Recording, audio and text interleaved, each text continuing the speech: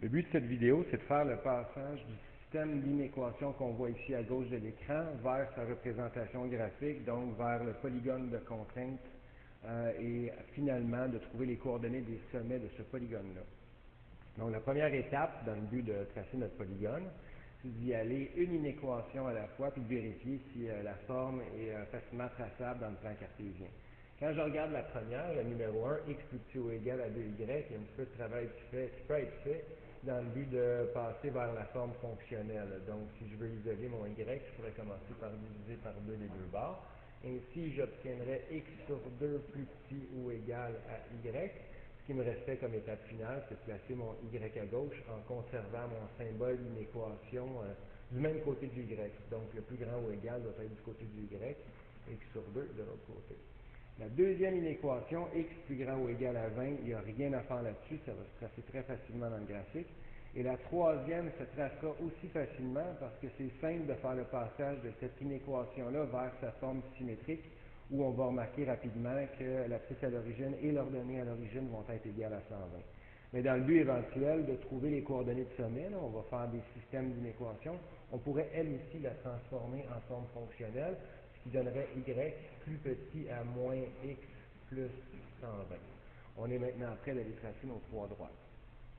Premièrement, on va identifier les axes de notre graphique. Donc ici, l'axe des x correspond au nombre de voitures et l'axe des y au nombre de VUS. Et maintenant, on va choisir une graduation qui est appropriée à nos trois inéquations. Donc, ce que je vois, c'est que la première, c'est une graduation, elle va s'adapter à n'importe quelle graduation. La deuxième, on voit que le x doit être égal à 20 au moins. Et dans la troisième, il y aura une ordonnée à l'origine et un abscisse à l'origine qui va être égal à 120. Donc, j'imagine, de par l'espace disponible, que si je fais des bonds de 10 sur l'axe des abscisses et sur l'axe des ordonnées, je vais avoir suffisamment d'espace.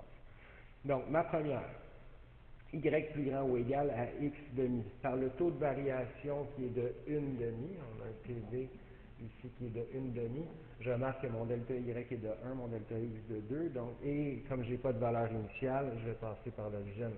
Donc, à partir de l'origine, je vais monter d'une unité quand je vais me tasser horizontalement de 2 unités, donc ce qui va donner lieu à comme deuxième point celui-là. Maintenant, la droite que je devrais tracer par la suite va être une droite à trait plein, étant donné que le symbole d'inéquation est plus grand ou égal. Donc, je vais aller sélectionner ma droite, comme ça ici. Et là, je viens de tracer la première. Je l'identifie comme étant la droite qui correspond à la première inéquation.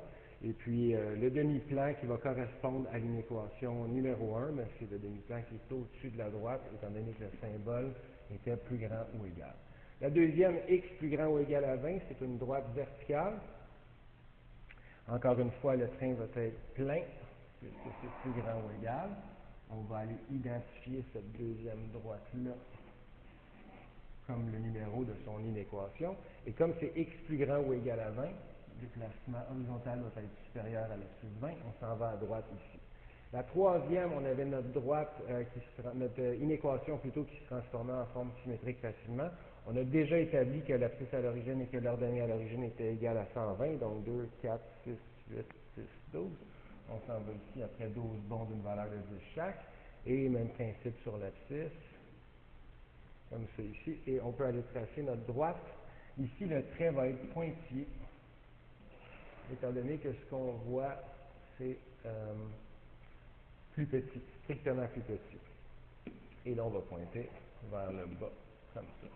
Donc, ce qu'on remarque, c'est qu'on a maintenant un polygone de contrainte qui va être placé exactement ici dans le plan cartésien. On peut maintenant identifier nos sommets par des lettres en majuscules, A, B et C. Et l'étape qui suivra sera de trouver les coordonnées des sommets dans la prochaine capsule.